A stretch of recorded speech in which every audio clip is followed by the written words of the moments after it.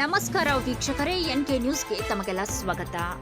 ಬೈಲಹೊಂಗಲ ಪಟ್ಟಣದ ಹಿಂದೂ ಮಹಾಗಣಪತಿ ಸದಸ್ಯರಿಂದ ಬಸನಗೌಡ ಯತ್ನಾಳ್ ಅವರಿಗೆ ಸನ್ಮಾನ ಕಾರ್ಯಕ್ರಮವನ್ನು ನೆರವೇರಿಸಲಾಯಿತು. ಬೈಲಹೊಂಗಲ ಪಟ್ಟಣದ ರಾಣಿ ಚೆನ್ನಮ್ಮ ಪುತ್ಥಳಿಗೆ ಮಾಲಾರ್ಪಣೆಯನ್ನ ಮಾಡಿ ನಂತರ ಮಾಧ್ಯಮಗಳಿಗೆ ಪ್ರತಿಕ್ರಿಯಿಸಿದ ಶಾಸಕ ಬಸನಗೌಡ ಪಾಟೀಲ್ ಯತ್ನಾಳ್ ಅವರು ನ್ಯಾಯಾಂಗ ವ್ಯವಸ್ಥೆ ಏನು ನಿರ್ದೇಶನ ನೀಡಬೇಕು ಅದನ್ನು ಕೊಟ್ಟಿದೆ. ಇಂದು ಸಿಎಂ ಸಿದ್ದರಾಮಯ್ಯ ವಿರುದ್ಧ ಎಫ್ಐಆರ್ ದಾಖಲಾಗಿದ್ದು ಸಿದ್ದರಾಮಯ್ಯ A1 ಎಂದು ಎಫ್ಐಆರ್ ದಾಖಲಾಗಿದೆ. ತನಿಖೆ ಮುಕ್ತ ಹಾಗೂ ನ್ಯಾಯಸಮ್ಮತ ಆಗಬೇಕು ಎಂದರೆ ಒತ್ತಡಕ್ಕೆ ಮಣಿಯದೆ ತನಿಖೆ ಆಗಬೇಕು. ಸಿಎಂ ರಾಜೀನಾಮೆ ಕೊಡಬೇಕು. ಸಿದ್ದರಾಮಯ್ಯ ಅವರ ಹಿತಚಿಂತಕನಾಗಿ ಹೇಳಬೇಕು ಎಂದರೆ ಗೌರವಯುತವಾಗಿ ಸಿದ್ದರಾಮಯ್ಯ ರಾಜೀನಾಮೆ ಕೊಡಬೇಕು. ಮತ್ತೆ ನ್ಯಾಯಾಲಯ ತೀರ್ಪು ಬಂದ ಬಳಿಕ ಮತ್ತೆ ಸಿಎಂ ಆಗಿ ಎಂದು ಮಾಧ್ಯಮಗಳೊಂದಿಗೆ ಪ್ರತಿಕ್ರಿಯೆ ನೀಡಿದ್ದಾರೆ.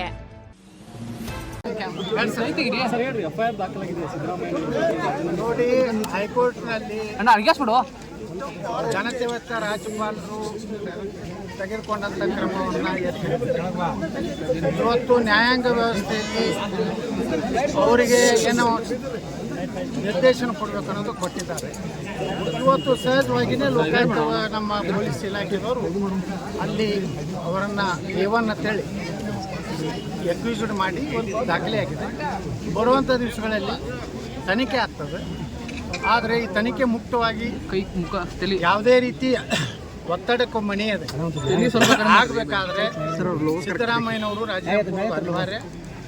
ನನಗನ್ನಿಸ್ತದೆ ಸಿದ್ದರಾಮಯ್ಯನವರಿಗೆ ಒಬ್ಬ ಒಳ್ಳೆಯ ಹಿತಚಿಂತಕನಾಗಿ ನಾನು ಹೇಳೋದೇನೆಂದರೆ ಗೌರವಯುತವಾಗಿ ರಾಜೀನಾಮೆ ಮತ್ತು ನ್ಯಾಯಾಲಯ ತೀರ್ಪು ಕೊಟ್ಟ ಮೇಲೆ ಈ ರಾಜ್ಯದ ಜನ ನಿಮ್ಮನ್ನು ಒಪ್ಕೊಂಡ್ರಂದರೆ ನೀವು ಮತ್ತೆ ಮುಖ್ಯಮಂತ್ರಿ ಆಗಿ ಅದನ್ನು ಬಿಟ್ಟು ಉಳುಕಿದ ಚಿಲ್ಲರೆ ರಾಜಕಾರಣನೇ ನೀವು ಮಾಡುವಂಥದ್ದಲ್ಲ.